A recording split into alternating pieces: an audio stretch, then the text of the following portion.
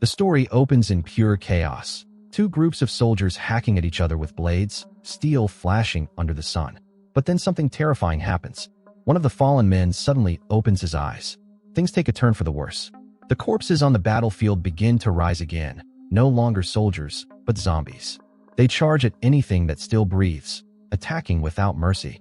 The scene cuts away, finally giving us the backstory. It's the year 1565, under the reign of King Maha Chakravat in Thailand. A deadly plague has swept through the land, carried in by ships from Iran and Portugal. At first, people thought it was just another outbreak. But as the death toll climbed higher and higher, the sickness began to change, like some twisted experiment, evolving into something far more horrifying. Before long, bodies piled up across the kingdom. In a desperate attempt to contain the infection, the few survivors dumped corpses into mass graves, treating them like garbage. But among all this despair, a young novice monk appeared, quietly chanting prayers to bless the souls of the dead. And that's when it happened. A hand suddenly shot out from the heap of corpses. The boy thought someone was still alive. He bent down, trying to pull the man out. But instead, he had just offered himself up as the zombies' next meal. 20 years after the outbreak, zombies seemed to have faded from human sight. But people never forgot the danger. To protect themselves from sudden attacks, they built their villages right on the water, using the river as a natural barrier. In this village, the chief's daughter, Min, had fallen in love with Kong, the son of a servant. The two would often sneak away for secret meetings. But Min was tired of hiding. One day, she told Kong she wanted to run away with him for good. Kong didn't hesitate. He'd been waiting for this moment, ready to give her anything. But just as they were holding each other close, the chief appeared with his men. Caught off guard, Kong stumbled and fell into the river. The noise drew out the abbot, who also happened to be Kong's mentor. If not for that bond, Kong might have lost his head right then and there. After all, running off with the chief's daughter was a crime worthy of public execution. In the end, the chief only stormed off, dragging Min away in anger. Elsewhere in the village, Ploy, the local bladesmith, was dealing with her own troubles. Her father had died, leaving behind a heavy debt to Quan, a greedy man with power. That day, Quan showed up, demanding she either repay the money or marry him. The audacity of it sent Lek, the slave working behind Ploy, into a rage. He nearly attacked Quan on the spot, but Ploy held him back. Thinking Lek had backed down, Quan smirked and kept pushing his insults. But the very next second, with Ploy standing her ground so fiercely, Quan had no choice but to leave with his men, seething with humiliation. But the seed of hatred had already taken root in his heart. Meanwhile, a young couple was meeting in secret by the river. Suddenly, the man froze. There was a human head drifting in the water. He cursed out loud, but in his panic, he didn't notice that the girl beside him had a strange, cloudy film over her eyes, the kind only corpses had. The next moment, she vanished. The man panicked and rushed after her, searching frantically, but she was gone, like a ghost that had never been there. Just as confusion took over, something lunged at him from below, clamping onto his lower body. He fought with all his strength, thrashing and screaming, but it was no use. Soon, the river grew calm again, as if nothing had ever happened. His lover watched in horror, trembling, but still forced herself to move closer to where he had disappeared. Days later, two men were exchanging offerings when they stumbled upon a corpse by the roadside. The body was mangled beyond recognition, as if torn apart by some wild beast. The stench of rot was overwhelming. One of them brushed it off as an accident, but the other wasn't so sure. Back at her forge, Ploy suddenly heard a chilling roar echoing from the yard. It wasn't the cry of any animal she knew. This sound alone was enough to make the skin crawl. But when she stepped outside to check, nothing was there. Everything seemed normal, too normal. Inside the house, Kong was drowning his sorrows in alcohol, still haunted by what had happened with Min. A few friends tried to cheer him up, and one of them pointed at a drunk slumped over nearby. He claimed that man had once survived a battle between humans and zombies. Kong glanced at the filthy drunkard and scoffed. There was no way he believed that story, but as the friends kept talking, the drunk suddenly stirred. His eyes snapped open, scanning the forest outside with sharp suspicion. Turns out, this wasn't just some nobody. He was Thep, the very officer who had lived through the outbreak 20 years ago. That same night, Ploy was jolted awake when a black hand clamped down over her mouth. She opened her eyes in terror. Quan had broken in. Still seething from their last encounter, he had come to force himself on her. Just as he was about to succeed, a blade pressed against his throat. Thep had arrived just in time, saving her life, and it was clear now, the bond between them was deeper than anyone realized. Meanwhile, Out on patrol, Lex stumbled across something horrifying lying in the dirt. A corpse. And from the looks of it, this was no ordinary death.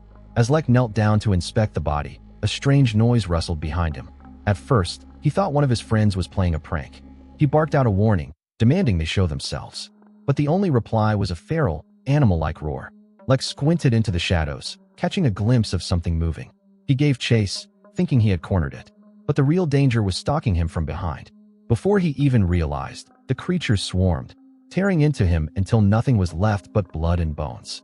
By morning, Kong and the others discovered what was left of him. The old abbot took one look at the wounds and instantly recognized them: zombie attacks. Having survived the outbreak 20 years ago, he wasted no time, ordering Kong to warn the villagers. Everyone had to stay inside, no matter what. But Kong wasn't just worried about the village. He feared the walls wouldn't hold for long. So once again, he sought out Min in secret, begging her to run away with him. She agreed without hesitation. And together, they immediately tried to sneak away while the guards weren't paying attention. But fate wasn't on their side. Before they even reached the gates, the village chief caught them red-handed. Furious, he had Kong beaten nearly to death. When Kong still refused to repent, the chief's rage boiled over. He drew his short blade, ready to kill the boy right then and there. At the last second, Min threw herself in front of him, shielding Kong with her own body. Her courage spared his life, but it came at a cost. From that moment on, the two of them were forbidden to ever see each other again. The moment word spread that zombies had been spotted nearby, the entire village fell into panic. Whispers of abandoning their homes grew louder, and plans were made to move to someplace safer. But Quan couldn't stand the thought of shutting down his precious tavern. As he sat brooding over what to do, the mute slave girl, desperate for freedom, quietly slipped poison into his tea. Fate had other plans. Before Quan could take a sip, one of his own men gulped it down instead. Within seconds, the man collapsed, writhing from the effects of the poison.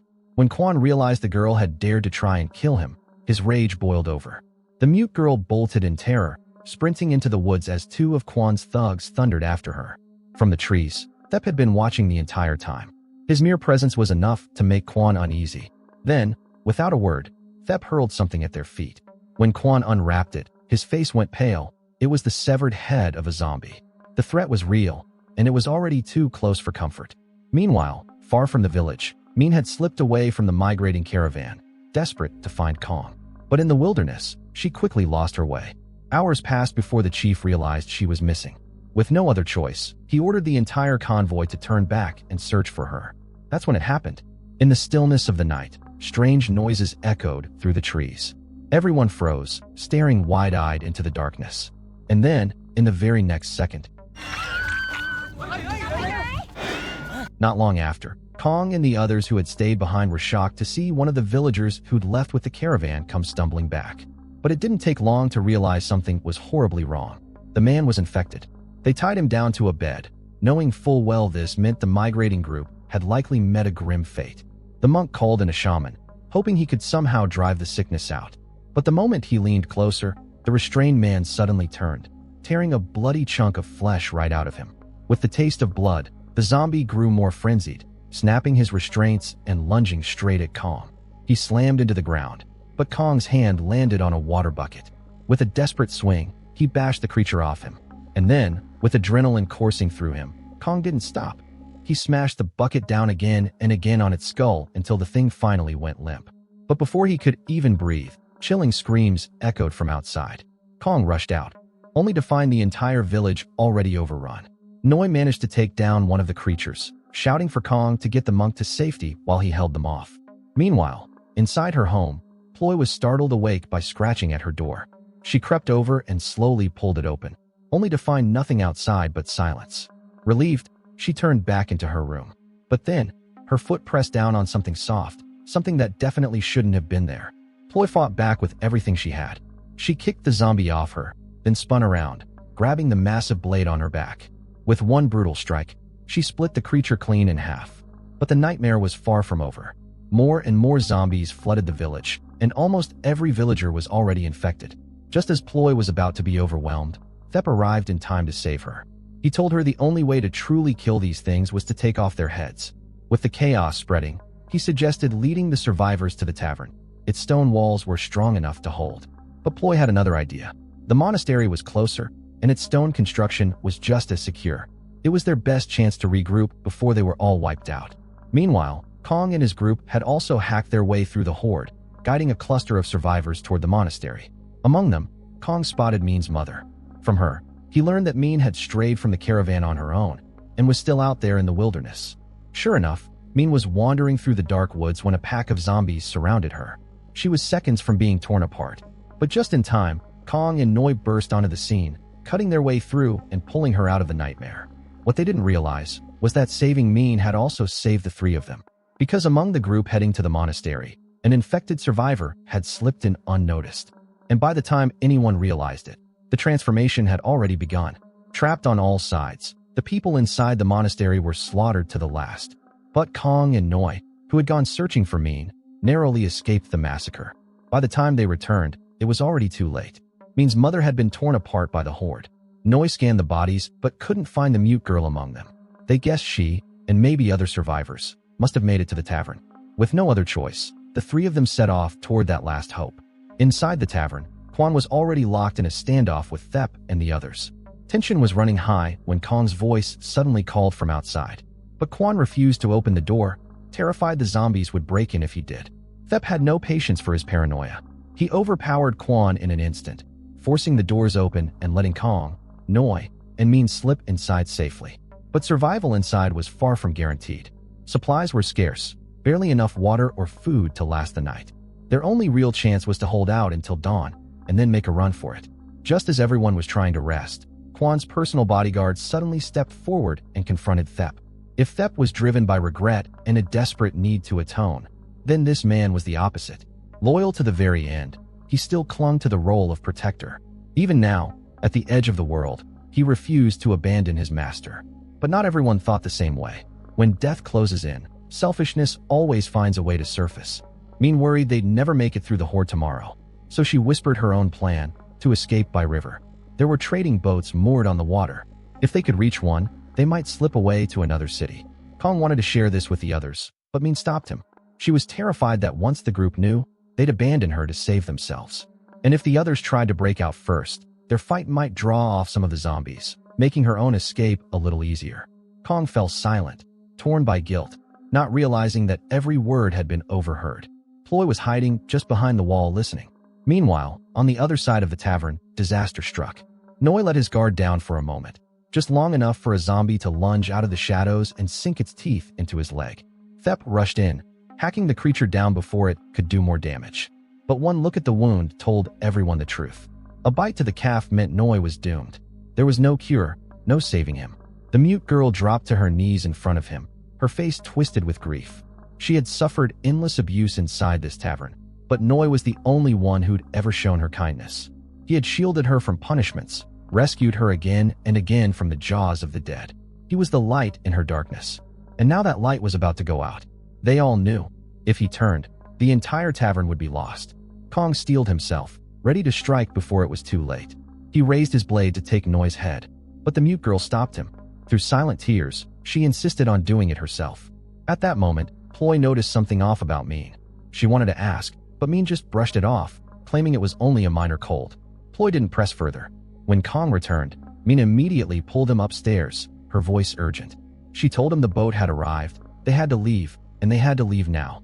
But it was already too late. The horde had reached the door. Zombies poured into the house, a relentless tide of teeth and claws. Thep leapt forward, taking the brunt of the attack, drawing the horde away to carve a path for his friends. Seizing the chaos, Kong slipped away with Min in tow. The mute girl had lost all hope for survival, choosing instead to face death alongside Noi. Quan hid under a table, while his bodyguard fought to the last, defending his master with unwavering loyalty. Through the confusion, Kong finally made it to the dock with Min. But then, blood began to flow from her thigh. Only when she lifted her clothing did Kong realize the horrifying truth. Min had already been infected. She had known all along that she wouldn't survive.